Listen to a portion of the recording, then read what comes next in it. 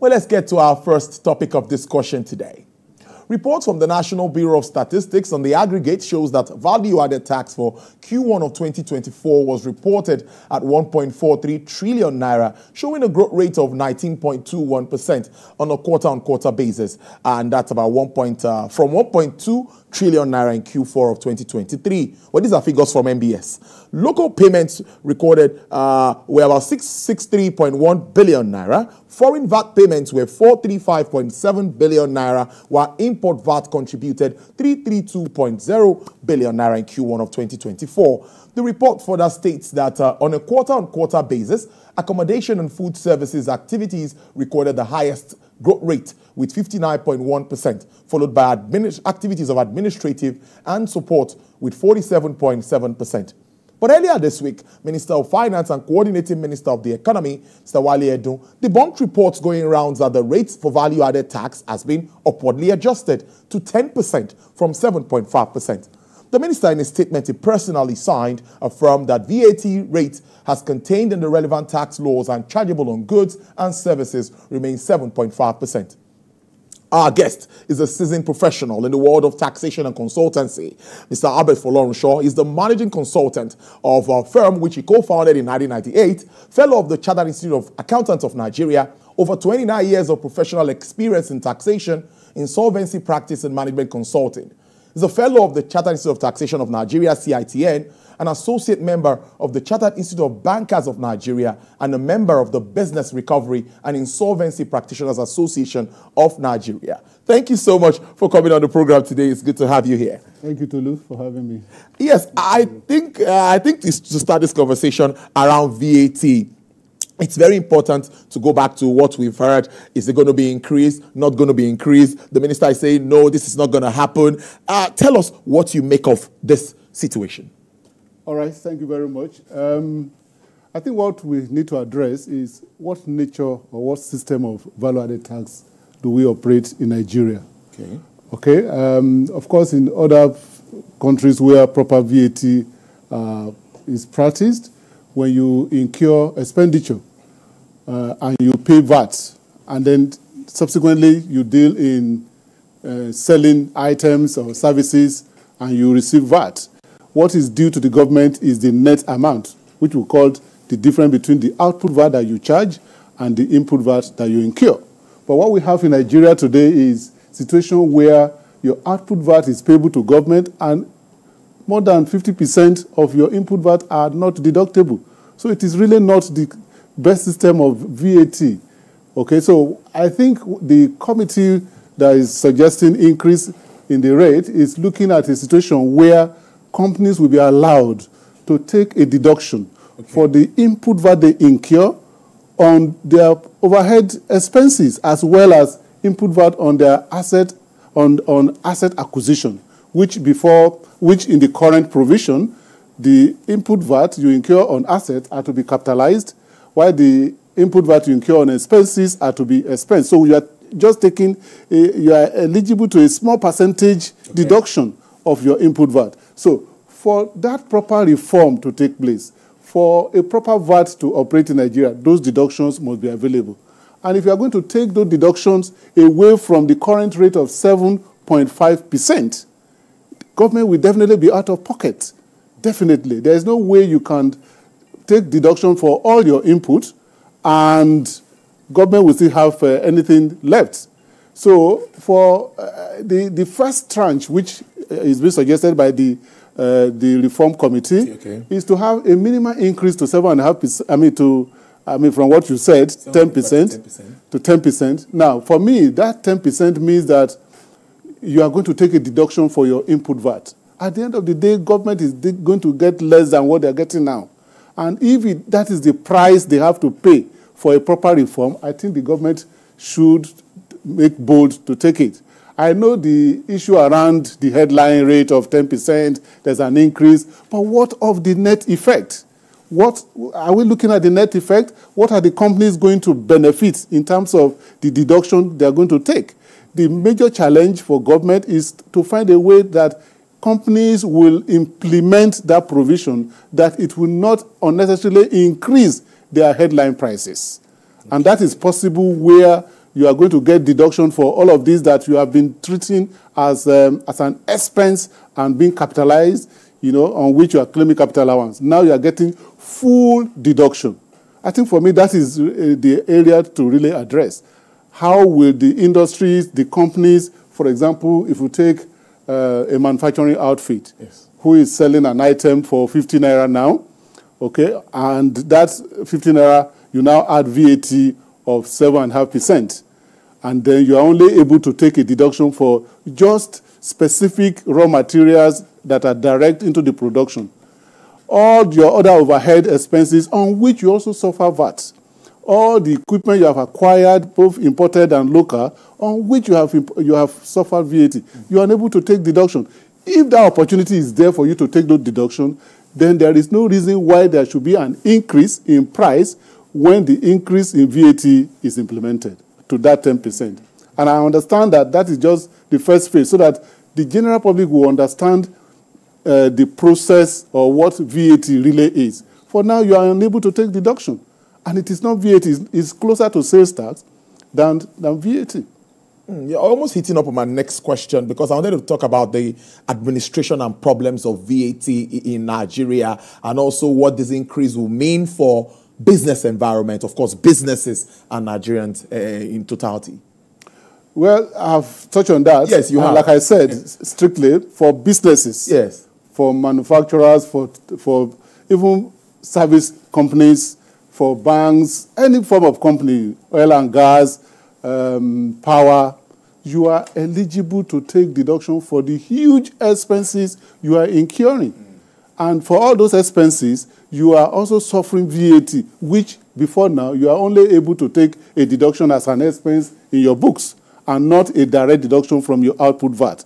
If that proposal, which you said the minister is countering, or I don't believe that, but what I heard is that, it is just a proposal that is still going to pass to the National Assembly, public hearing, and all that. And all of this will be laid on the table for people to understand the real impact and how to curb any, unintended increase that the sellers, the companies may want to just keep quiet about. We are going to make noise around what benefit they are taking and the reason why there is no need for them to increase their price as a result of the minimal increase that is going to leave government out of pocket.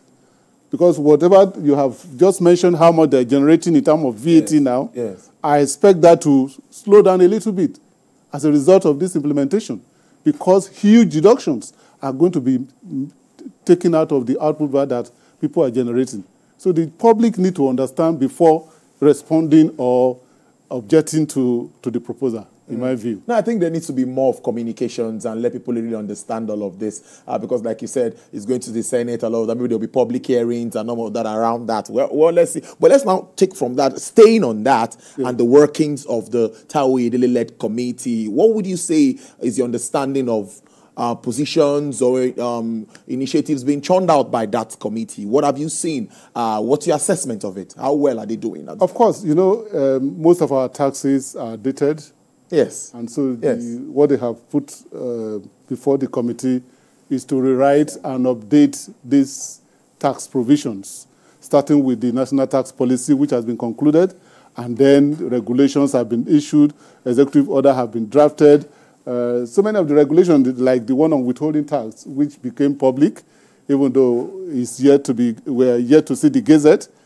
Okay, but because it was made public, some have started implementing. Some are saying they're waiting for the Gazette as provided by the provision of the tax law. All right, a lot of work we have seen from the analysis has been done, particularly in trying to reduce the lengthy and unending number of taxes that have been, assessed here and there by state, local government, and federal. All of those have been synchronized from what I heard to about 9 taxes. And the focus is to ensure that the states where the bulk of those taxes are going, they're the ones that have the longer length in number of taxes. And so if you now have a special tax, most of which are going to the state, VAT is to the state, government will be taking the federal government for collection, maybe 10%, instead of 15% that we have now. The whole of the 90 is going to the state. The whole amount of stamp duties, which has now become a bribe for government, including the 50 naira deduction for electronic money transfer, they are all going to the states.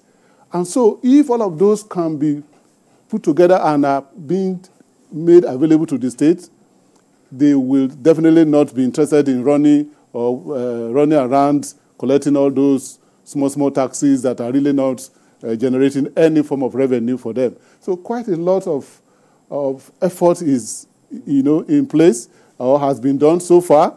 And from hearing what Taiwo was saying the last time, most of these drafts are ready. The Minister of Finance, of Justice have reviewed some of them in terms of the way they are couched and here and there.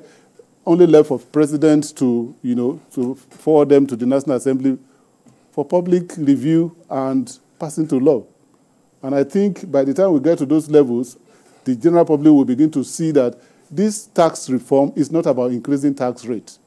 The windfall tax that you said we're going to also touch on was never part of our discussion. We just heard that from the newspaper as well. The way you had it and the National Assembly worked on it, it was never part of our workings. All right? That's really interesting, and it moves us to... so I wanted to ask, the activities of the committee, there's a time frame. I think there's also a time frame. Yes. Are things also working as planned? Yes, to a large extent. Of course, the bureaucracy in government, we cannot run away from that. For example, I don't know for whatever reason in the whole world that we will still be holding the withholding tax regulation that has been issued and made public just to print by the government press, Minister of Information. I don't know what is holding that, and that is holding a lot of things. So just imagine that. And going into the major taxes, the personal income tax, the company income tax, which we're also trying to consolidate so that it can be easy to access and understand. And let's assume that all of those get to the gazetting level. Imagine what the delay that is into it. So at this point, the committee is at the implementation stage. Implementation means that the law has been drafted and we are now in the process of going through how it can be passed into law. Not implementing the law that has not been passed, because some people also got that with us wrong, as if we are the committee is implementing the law. No, it is the process of making the law, the bill to become a law. Okay, and that is the stage that the committee is at now.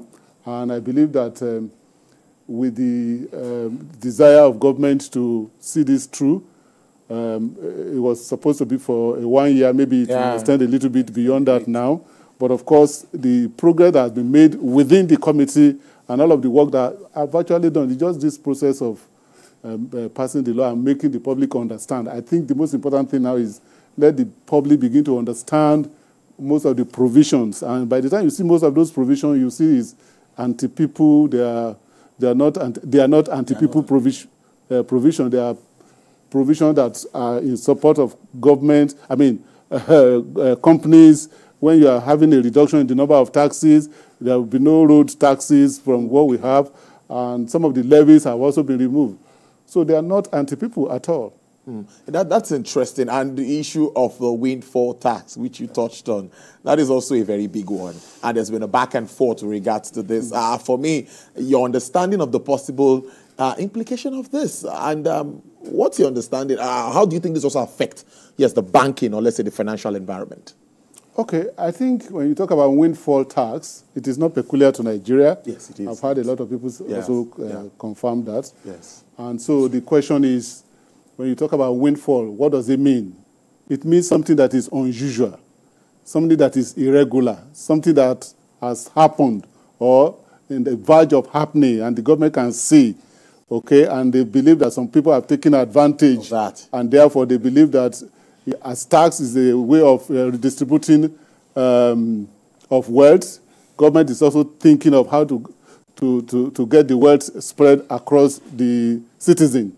So the most important thing that we need to understand when it comes to the windfall tax for the banks, which has to do around realized profit on exchange gain, exchange transaction, foreign exchange transaction, realized profit. I'm using specific terminologies as has been put in the bill.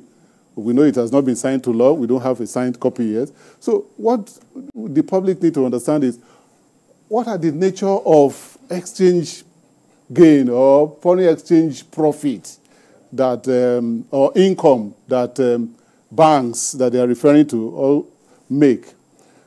Number one is we have the FX trading, a situation where banks also have access to dollars, and if you're interested, they can sell to you. On that same position too, banks are also agents or people that want to bid for foreign currency from CBN, on which they get a small margin.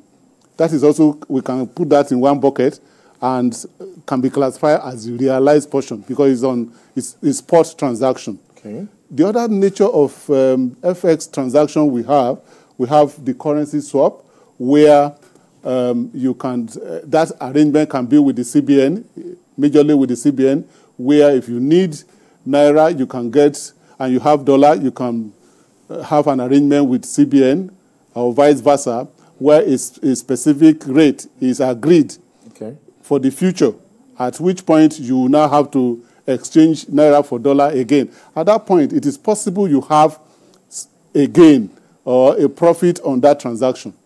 Another one is a derivative, or what we call forward contract. This, again, is between the bank and the CBN, where an arrangement is made when you have an exposure for the future, and then you want to hedge against possible movement in exchange rates, and therefore you now have an agreement with the CBN that this dollar will be sold to you at a specific rate. Yes. Okay. Of course, if it is done today and the spot, the date in the future that is supposed to vet is maybe December. Okay. As the days move along and you are seeing actual exchange rate movement in the market, as a company and based on international financial reporting standard, you are supposed to make provision, recognize what you are buying, what you are going to get in the future. You recognize it now. And as that changes, you must continue to, since the banks are preparing their account in Naira, they must continue to take, recognize the profit or gain, even though they are what? They are unrealized. And so if you look at the account of banks, you will see realized exchange gain. You will also see unrealized exchange gain, which is higher than the realized gain. Another way that you can also see FX income or profit or gain for the banks is where banks hold assets and liabilities in FX in foreign currency. Okay, a bank takes foreign currency loan in order to make it available to customers who also need foreign currency. In that situation, until the customer pays, even though as I've given you dollars when the rate was so much, which I must recognize in my book, depending on the tenor of the loan, at the end of the year, I must recognize the amount you are paying to me in Naira. And therefore, I will have unrealized exchange gain on that exposure. The same thing, the person I borrowed from, the foreign borrowers that have given me dollars, which I've made available to borrowers in Nigeria, I must recognize the fact that I have an exposure to those foreign lenders, okay? And I'll be recognizing exchange, unrealized exchange loss that will occur as a result of the fact that I have more to pay now. Also, I have more to receive from the person I've lent to. So all those ones are regular transactions of banks. There's nothing unusual about that. Maybe the one we can start talking about unusual is the issue around the currency swap and the forward contracts, which are majorly with CBN. And so if the CBN is saying, we expect that you are going to make certain exchange gain and you should not use it for specific, maybe that is the one that is target. We expect that at the end of the day, when the bill, the windfall tax, is signed into law and is made public again through a gazette, we expect between the CBN and FRS to sit together and tell us exactly which one are they targeting as windfall, which one really here is windfall. The normal trading is recognized as profit and is taxed at 30% in the law. The currency swap maybe that is the one CBN is referring to, and FRS is also trying to tax. The forward contract, maybe that is another one. But for all others, all others are normal transactions of banks. And they make gain, they make loss. I borrow money in dollar, I'm giving it out in dollars. Sometimes it takes time for even this gain to realize, because if I have taken loan in dollars and I've given it out in dollars, I expect the customer to pay me back in dollars. Yes. All right? And so the income I'm going to make from there is the interest I have charged the customer, which is also liable to tax, normal. So it's normal tax. I'm not expected to convert my dollar to naira in order to have a realized gain, because the customer will definitely come again for what? For dollar transaction. So there are a lot of things that need to be clarified. Exactly. And I see that there is lack of understanding. Yeah. Of course, some people have also flipped it to the other side, looking at the industry that have borrowed this money from the banks. The fact that they have reported losses and they are struggling to pay. The same thing is also playing in the books of the banks. Because you are giving out loan, the customer has not paid, you are definitely going to make provision for impairment. Okay? Until that payment is made in full, you cannot start talking about realized exchange gain on those loans. So it is just like that. For now, we expect that when the law is passed, I mean, it has been passed by the National Assembly. Yeah. We want to see the Gazette, which means the federal government, the president has assented. Then we will see the Gazette and look at the wordings again. Yeah. And there will be an engagement between the FRS, the CBN, and of course the banks to be able to understand exactly which of these FX transactions are you referring to, and which of them are you saying is unusual that deserve a windfall tax at the rate of 70%. We will definitely need to understand all of those. I think it's a good way to leave it. We've been able to touch on some. What more would you like Nigerians to know really about maybe the VAT as we wrap up and this? Let's just wrap up on that note, because the VAT thing, like you clarified, you really made us understand that there are a lot of things that people don't understand. Even for me, I'm getting some more clarity on that issue. Okay, one of the expectations of the new VAT, the proposal, is that items that are zero-rated, food items, health, education, that the general public always have to incur expenditure, they are now zero-rated. Okay, they used to be exempted. The difference is that when it's zero-rated, if you incur any expenditure in the course of your transaction, you are eligible to claim back the input VAT that you have suffered along the line. But if it is exempted, you bear it. And that is a benefit to the public as well, because you do not have to swallow the input VAT that you have suffered by yourself. Again, the threshold for eligibility to render VAT return is being increased from currently 25 million to 50 million. So a lot of the small traders are going to be exempted. They will not even be required to file VAT returns at all. And so it is being targeted mainly at the top transactions, the multinationals, the medium-scale companies whose turnover are above 50 million. And the fact is that for the first tranche of the increase to 10%, it is going to be a negative, most likely. We have looked at the figures, and the most appropriate rate that will give government some level of inflow, more than what they are currently receiving, will be about 12.5%. And we're saying no. If it is reform, let's do the reform, not tax increase. And that's where I would like to leave this. Thank you so much. It's interesting having you in the studio. I've been speaking to Mr. Albert Folorunsho, there, managing consultant at Creston Pedable. Thank you so much. I do enjoy the rest.